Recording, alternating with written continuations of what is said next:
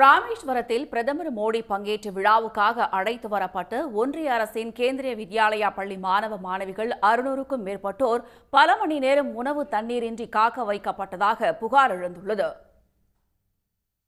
ராமேஸ்வரத்தில் நடைபெற்ற விழாவில் 8300 கோடி மதிப்பிலான திட்டங்களை பிரதமர் மோடி தொடங்கி வைத்தார்.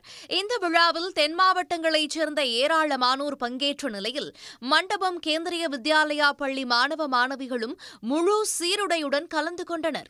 நாங்கள் மண்டபத்திலேருந்து வரோம். பிஎம் ஸ்ரீ கேந்திரிய வித்யாலயா மண்டபம்.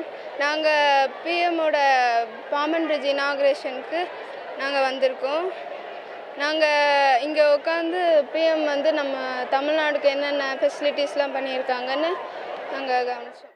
பிற்பகல் 2 மணியளவில் தொடங்கிய பிரதமர் நிகழ்ச்சிக்காக கேந்திரிய வித்யாலயா பள்ளி மாணவிகள் காலையிலேயே அழைத்து வரப்பட்டதாக கூறப்படுகிறது.